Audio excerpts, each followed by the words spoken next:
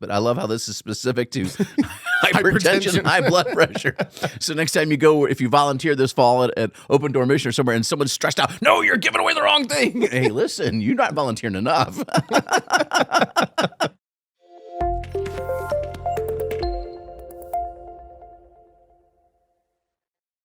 Welcome to Retire Smart with David Brooks. I'm Chip Maxwell. Well, David, the dust has settled somewhat. The smoke has cleared somewhat. Have you had a chance to take a deeper look at the results of the election? Yeah, and now it's obviously it's now a fact that we did have a red wave, right? And Republicans do in fact control Senate and the House. I believe there's still 3 races that I know of that still are not technically called, which is my biggest issue of House. This election, in the House or House races, is that we've got to mandate some changes on how elections happen. We should have the results before we go to bed, if you will, or maybe 2 o'clock in the morning at the latest, obviously because of West Coast, et cetera. But this that you could go on a week after is ridiculous, and I think so we need some reform there, just logical reform. I think it's interesting, and again, leaving politics out, but if you look, Kamala Harris, the states that she actually won, were exactly only the states that do not require a voter ID. Take from that what you will, but that was an interesting fact.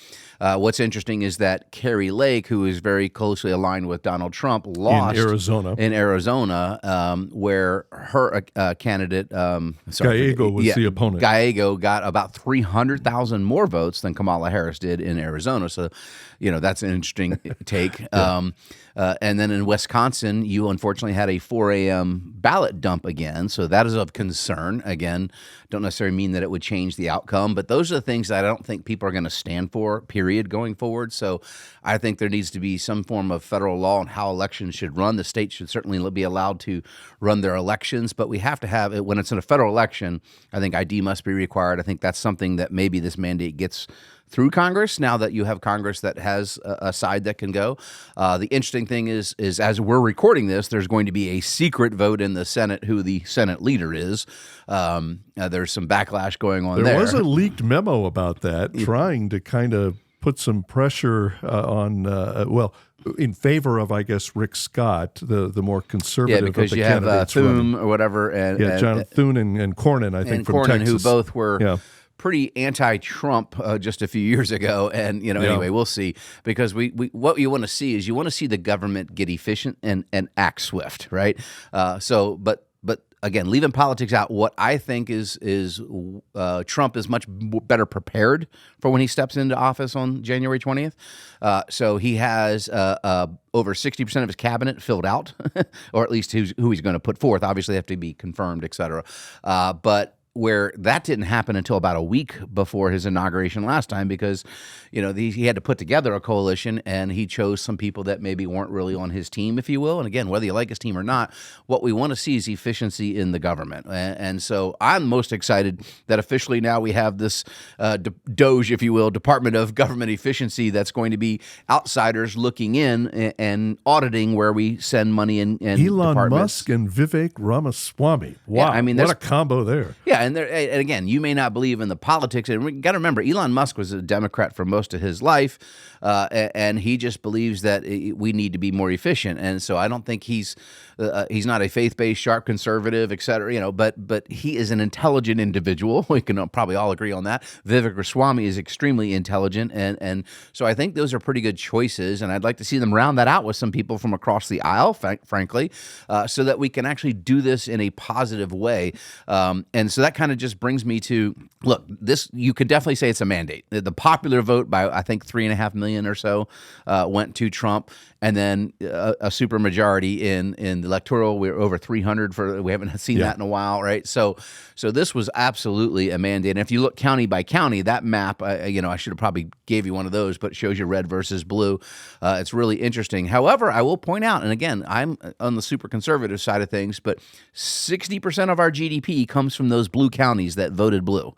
So people need to understand that's why you can't just go all in. Oh, I hate these. No, we have to reach across the aisle. how people need to now come together and start to actually make things work, because the coasts, which were voted super blue, New York, LA, as you would expect, they are big pieces of our economy, right? Let's face it. And so what we want is for all Americans, the rising tide lifts all boats, to quote Warren Buffett.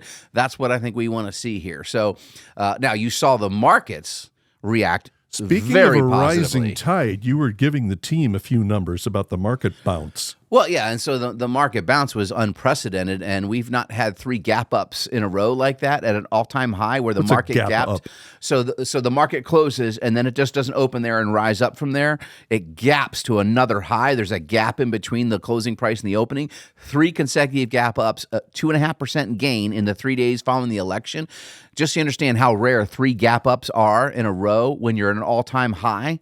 When the markets close an all-time high and then you have 3 consecutive gap ups rising over 2.5%. The last time that happened was March 24th, 2000. You may remember the market peaked there within 4 days and went down over 50% in the coming 3 years. So again, I don't know what's coming, but valuations are stretched for sure.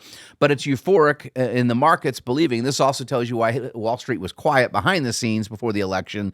They weren't all pro-Trump, but the money is showing you they are. And they believe that he is going to make it easier, less regulation, and potentially less corporate tax. Trump is proposing cutting the corporate tax rate down to 15%. And again, I won't have time to get in there. And I know some people get, evil corporations.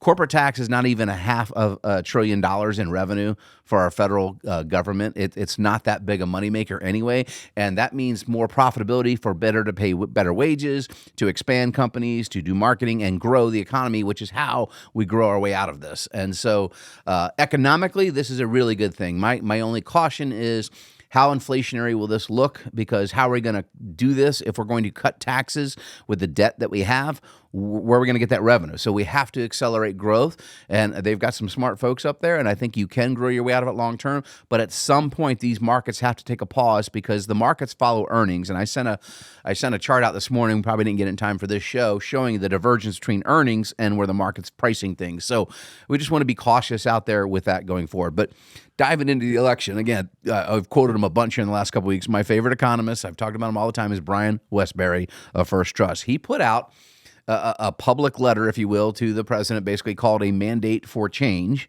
And basically, he has listed, I think, 13 specific things he would like to see happen while you have this mandate. Now, I personally actually don't agree with all of them in there, but basically he's telling you, one of the things that stuck out to me is student loans, right? That's one of the big rallying cries of the left, forgive student loans. Put he said, look, universities and colleges on the hook for 50% of every student and loan. I say make it 80%, right? If you're saying that your education is so valuable, I can go out and earn X living. If I can't go get employment in my field and earn the living you promised, then yeah, you should be on the hook for some of that education. And so that would make sense, because you're going to drive behavior to the education would get better to get someone employable in the community. I mean, let's face it, when you went to college in the 80s and the 70s and 80s, you went, 1, for the education, but 2, for the connections, right? And the professors in certain areas of study would have the connections to get you launched in your career field on the other side. So you went not only for the knowledge, but you went for the connections and the community, because you became lifelong friends with people that are going to work in the same field.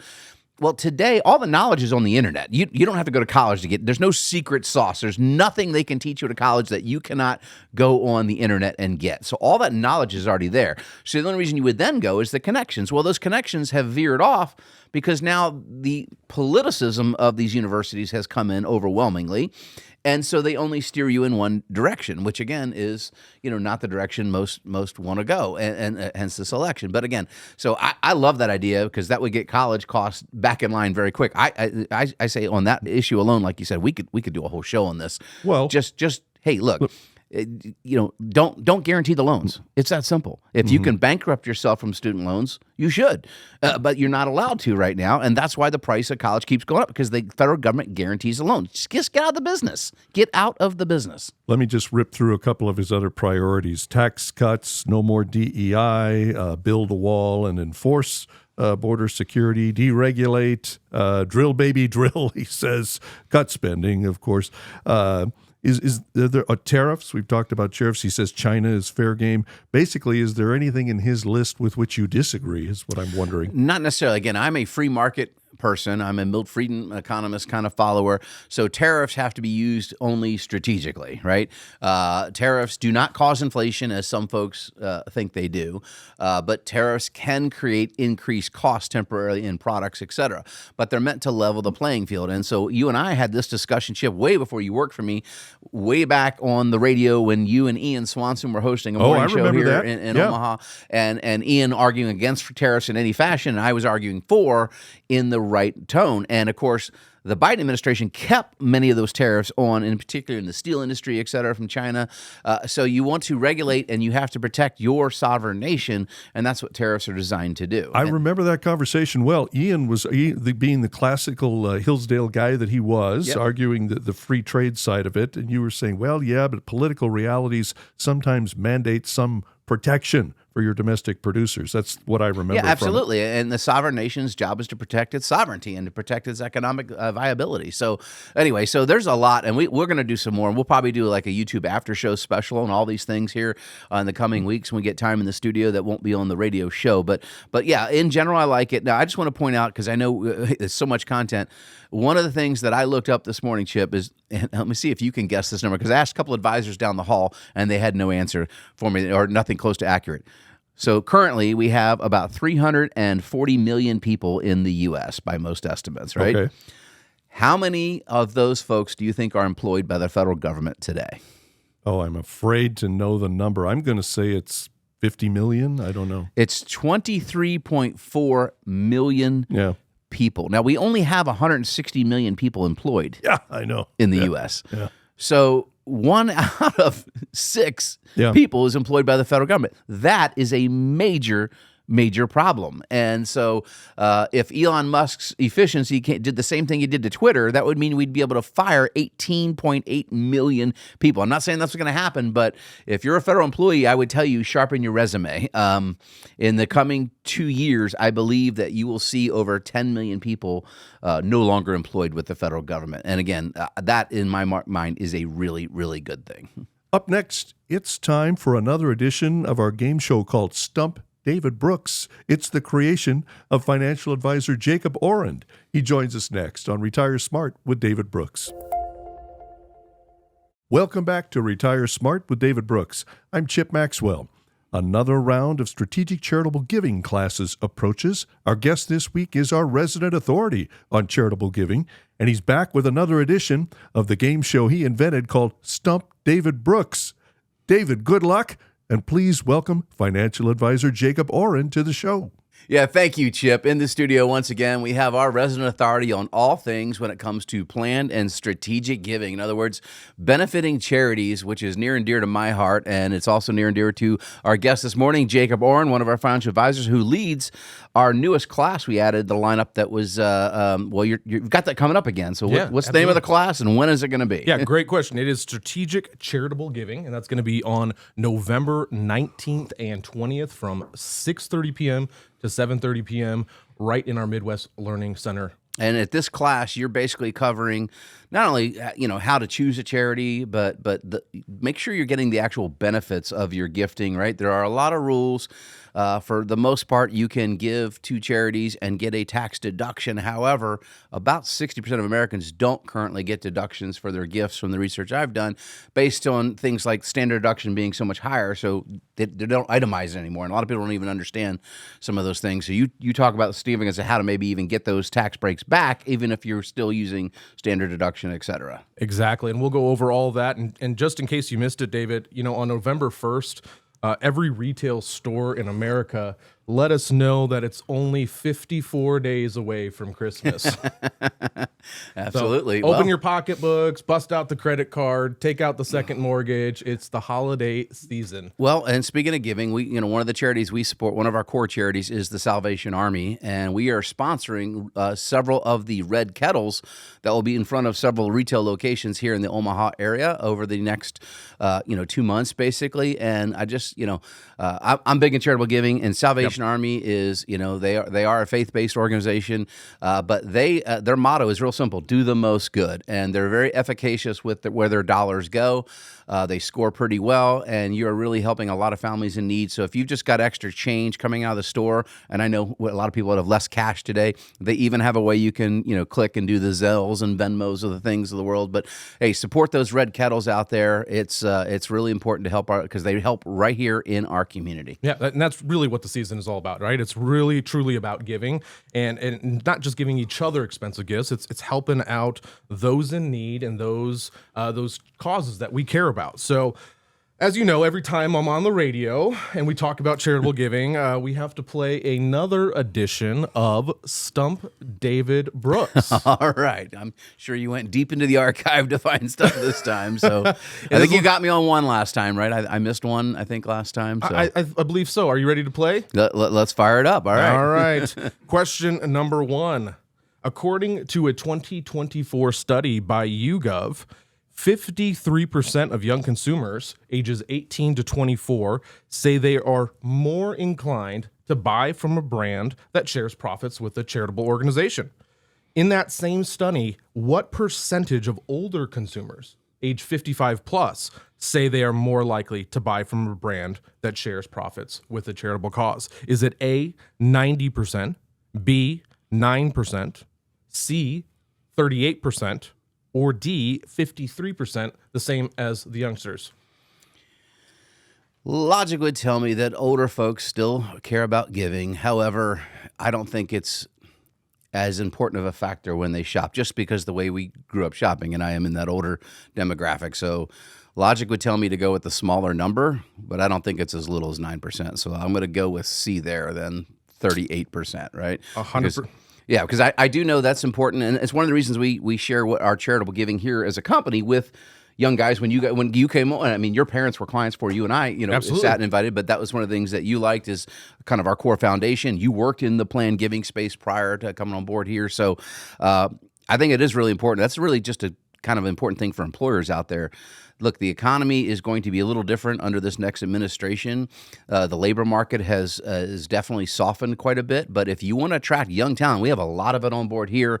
They do care. They want to know that you care about things and that they can get involved in that, not only as the employee, but as you mentioned, obviously, purchasing power, spending their dollars at brands that care or give back, which is why we do it. But yeah, my generation, it was not foundationally built in, so that's why that 38% makes logical sense to me. Fewer than 2 in 5 consumers age 55 plus care about. Yeah, no, they care more about brand quality, service. Well, I tell you, my etc. wife is one of those. She would be at the 90%. It's really important to my wife now, and so anyway, that's interesting facts, and I think it's kind of cool that you can, and that's of course that's what I think is neat about this new economy we're going to go into under this new administration is hey, you can make choices with your dollars, spend them where you think people are doing things that matter to you, right? So we've had that whole go woke, go broke stuff. I just forget that now. Let's just talk about hey, does that company provide value to you, and then do you like what they do with their profits? Absolutely, pretty easy. Well, 1 for 1. All right. We talk a lot about the economics of charitable giving, but there are hidden benefits to other forms of giving, such as volunteering. So according to a study by Carnegie Mellon, an older adult who volunteers at least 200 hours per year can decrease their risk of hypertension or high blood pressure by what percentage? You really went into the archives here. So, okay, this is a legit. Okay, Carnegie Mellon did the study. Yeah. Is it A, 100%, B, 12%, C, 26%, or D, 40%? Okay, so 200 hours, that's basically almost 4 hours a week. So these are consistent volunteers. Yeah. So I would think that they puts their morale in a good state. So I could see where that could lead to better outcomes health-wise, but I love how this is specific to hypertension and high blood pressure. So next time you go, if you volunteer this fall at Open Door Mission or somewhere and someone's stressed out, no, you're giving away the wrong thing. Hey, listen, you're not volunteering enough. Oh boy, all right, this is just a wild guess here. Percentage. What percent lowered their blood? Am I guessing how low their blood pressure went, or what percentage got better number? Yep, great question. It's decreased the risk of hypertension. Okay. 100, 12, 26, or 40? 40. I don't know. I'm going to guess. Oh man, yes, I 40%. That's complete guess. So hypertension affects 65 million Americans, is a major contributor to cardiovascular disease, and is the #1 leading cause of death in the United States. So volunteering sounds like a pretty good deal when you put it in perspective for at least your health. Well, that's one of the concerns my physician had for me last year, and I've lost a little over 30 pounds, I think, this year, and my prehypertension is down. My blood pressure is normal. So, and I'm not a big advocate for taking a lot of pharmacologic stuff. So I'm just like, no, show me what I need to do without taking a pill, And she was like, lose 40 pounds. Love the blunt advice, but that's where we good fiduciary doctor there. Get off your Tookus America, go volunteer. All right. Number 3, you're 2 for 2. David, you follow the news on occasion. Is that correct? yeah, maybe just every once in a while. Might watch or read something, Yeah, I know. I don't know if you heard this, but apparently we just had a presidential election. Now, you might have seen it in the news. I don't know. What does the election have to do with the holidays, though, and charitable giving? Well, if you've ever sat across the dinner table from your uncle and he is a few drinks in during the holidays and somebody brings up taxes, well, guess what? You're going to be talking about politics sooner than later. And a lot of people donated to PACs and parties and candidates. So I'm going to ask you, which of the following is tax deductible? All right. So is it A, you rent out your house and donate appetizers and drinks to host a local politician? B, you spend $500 for a ticket to a fundraising dinner or for a state senator? C, you buy a political hat, shirt, or merchandise, and the proceeds go to a national PAC or political action committee? Or D, none of the above? Political donations are not tax deductible. However, so my answer is going to be D. However, I will tell you, I could show you how to make a legal tax deduction. We might have to save that for a different segment.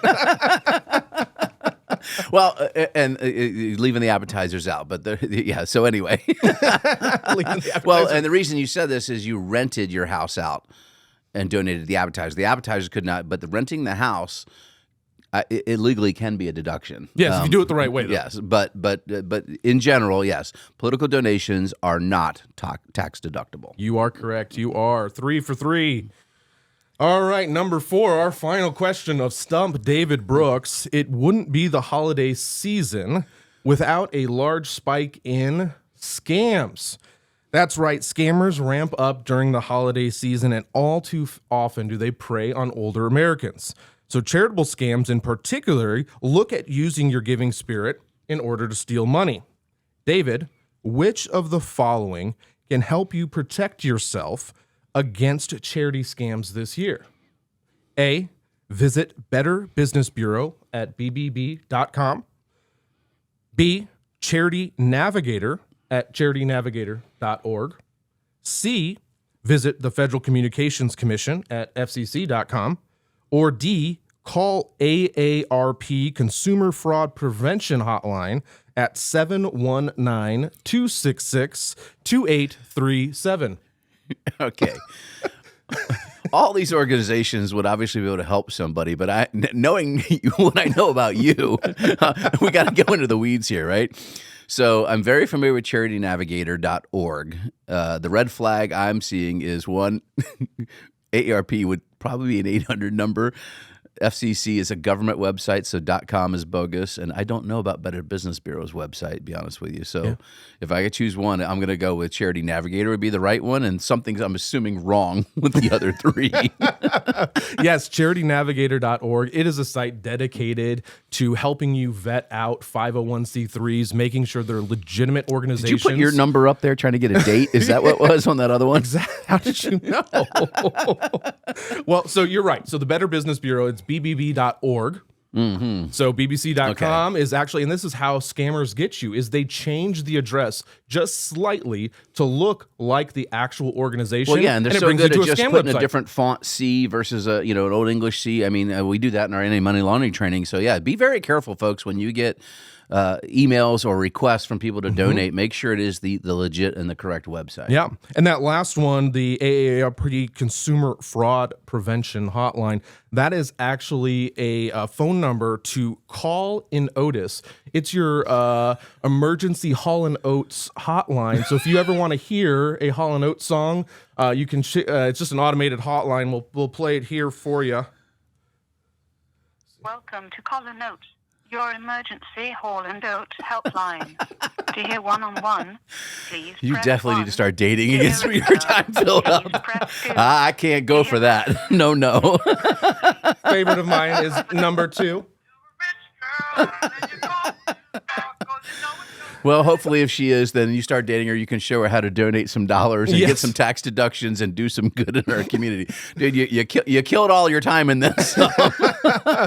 I hope this was as entertaining for you listening as it was for us recording this. All right, tell them real quick again, when is the charitable class? Absolutely. It is going to be November 19th and 20th, 6:30 p.m. in the Midwest Learning Center. All right, go to the events page or give the office a call. Chip, what do we have next? Up next, you have questions. David Brooks has answers. Q&A is next on Retire Smart with David Brooks. Welcome back to Retire Smart with David Brooks. I'm Chip Maxwell, and we are going to get to the Q&A here. David, we're going to have to rename the show. We can't call it Stump David Brooks if we're not stumping David Brooks. And I'm not criticizing Jacob Orand. He really worked it this time. I got lucky. All right, That two of those 40% guess that you made. Yeah, two of those were guesses. The 40% was a complete guess. So, but hey, I'd rather be lucky than good sometimes. All right. Meanwhile, I can't get she's a rich girl. I can't get the tune out of my head. All right, on we go into the Q&A. David, the first question is about market prognosis. My husband and I are in our early 60s and plan to retire in the next 5 years. We have cash that we want to invest, but our advisor says now is not the right time. We keep seeing the market perform well and wonder if we are blowing it by not investing the cash. What do you think?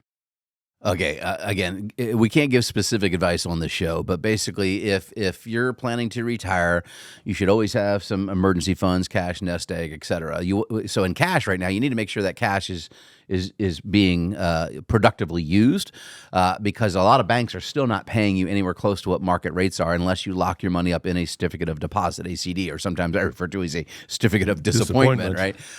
So we do have a money market. It's now down to 4.1%. The Fed just cut rates 25 bips, but 4.1% money market available to any of our clients or any of our listening audience, frankly. No minimums and FDIC insured up to $5 million.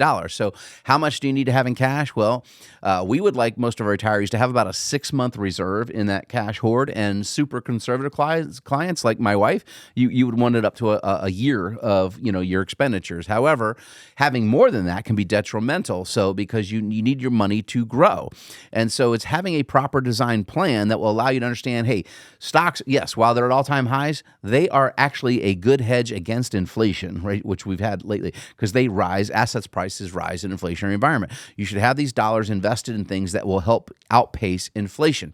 You need to have the money kind of tranched in buckets, if you will, your near-term needs, your mid-term needs, and your long-term needs. So it's okay to stay fully invested in stocks in money you're not going to use for 10 plus years, right? So, but money, if you're going to retire 3 to 5 years from now, we should have a conservative tranche built in there, a dividend or an income producing portfolio, et cetera. If the Fed is going to continue lowering interest rates eventually, again, we just saw inflation pop back up a little bit this week, and we talked about it. We're going to see it for the next 3 to 4 months rise up a bit, but then it will come probably get under control if the government does really spend money, by the way.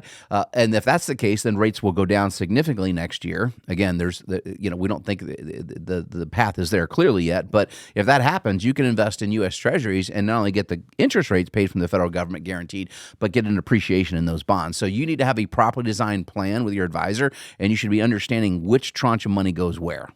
But should they hold on to it for now? Well, again, I don't know how much they have relative to their other depends. investments, Okay. so it's kind of hard to answer that. Well, what I mean is, you have said the economy eventually is going to bring the market down. Do you still see that happening? Well, in yeah. 2025? So the way this happens is typically you get some form of correction, and again, we've been on a little bit of a tear here, so I do fully expect that. But can I guarantee it? Of course not.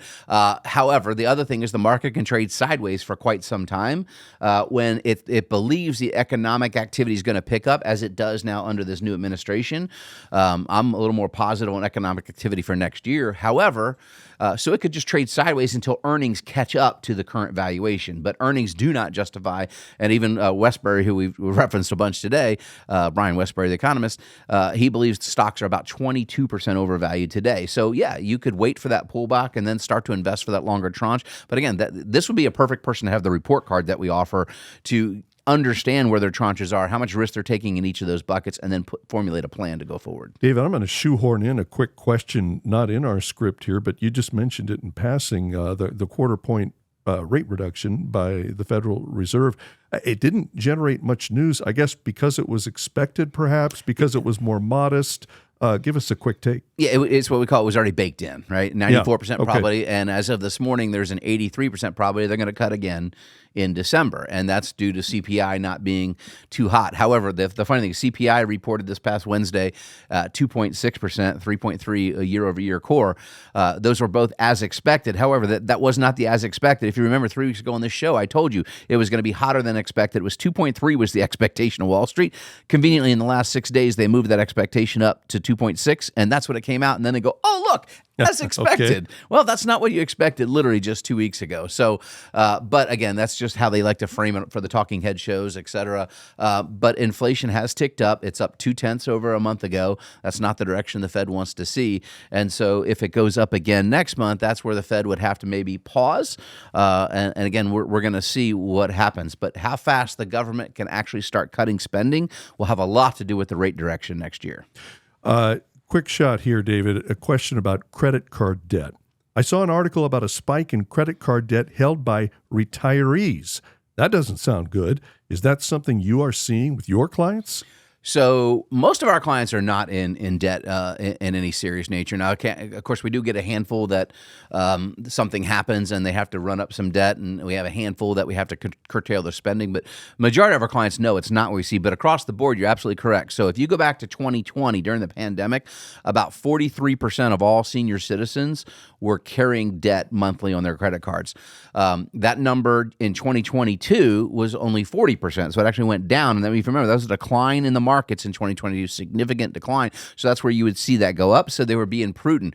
We're now seeing over 63% of senior citizens are carrying balances on their credit cards. That is certainly of concern.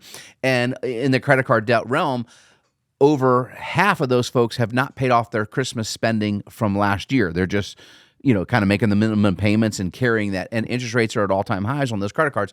Now, one of the things that is interesting here is Trump. Now, again, I don't think this gets through, but he wanted to mandate that credit cards are capped at 10%. Again, I'm a free market person. No.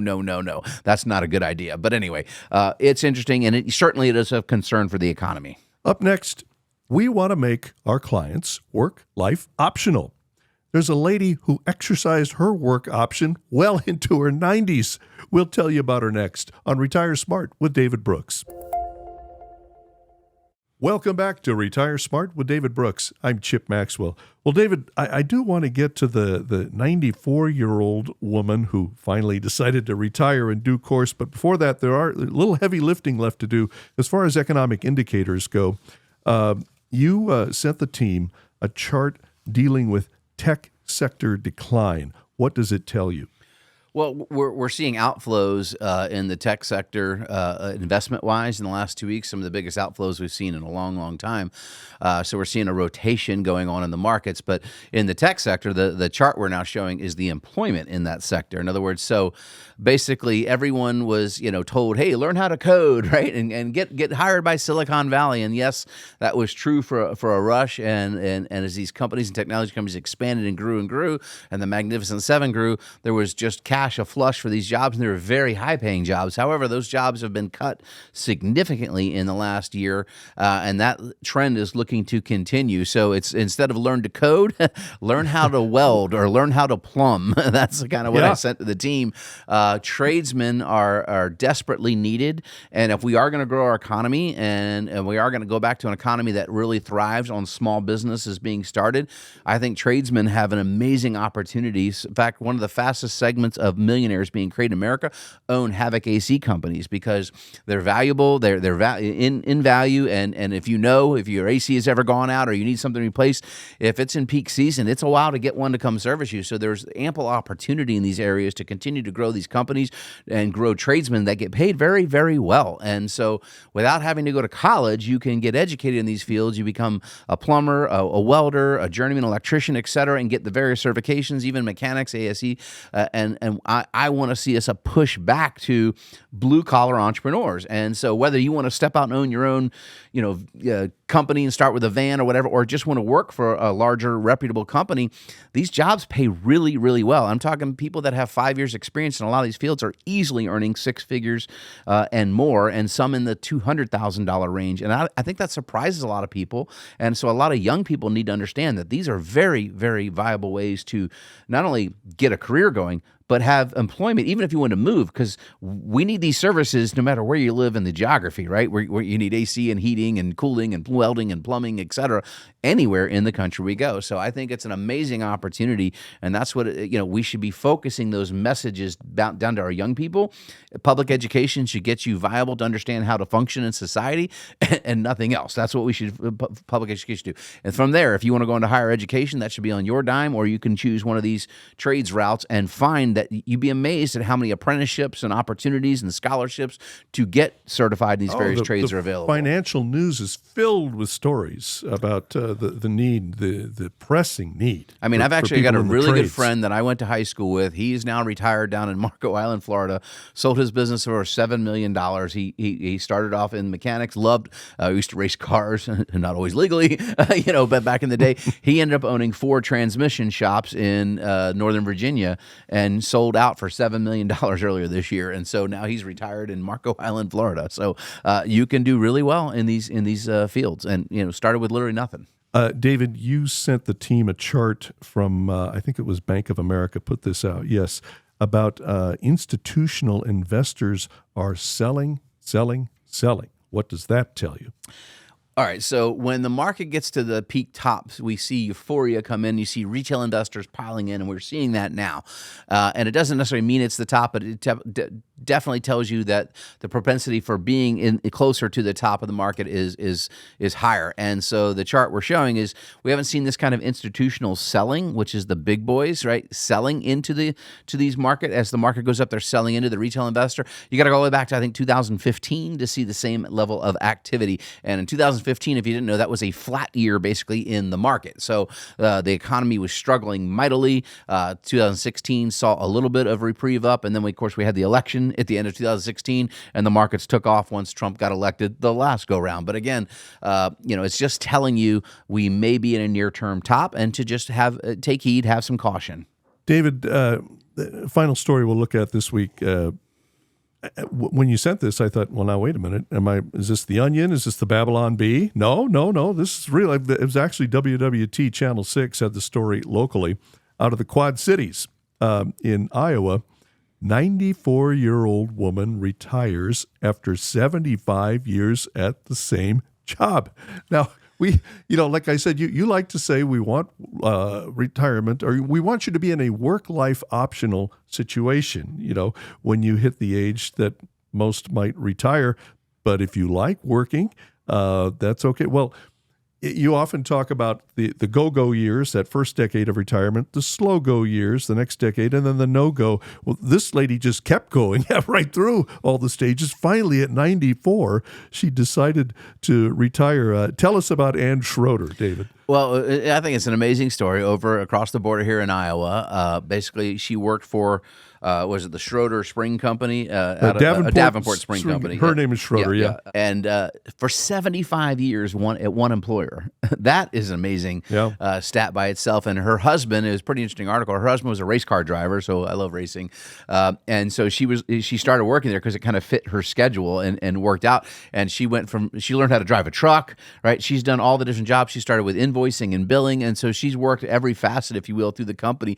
And exactly, if you enjoy go to work, like what is retirement? I always joke, retirement's doing what you want to do when you want to do it. So because clients always ask me, well, when are you going to retire? Well, I am retired. I'm having a ball. I love what I do, and so you get beyond where, like exactly as we like to say, your work life optional. We just give you the green light if you want to quit working, but if you really find joy and it's your calling, then and as she did, that's what she wanted to do. And she kind of joked. She goes, well, I just found I'd rather spend time at work. I enjoyed it than spending time visiting with some of my friends. Now she is talking about, I'm going to spend some time now. So I think it's awesome. And she seems to be in good spirits and great health, which is awesome and amazing to see.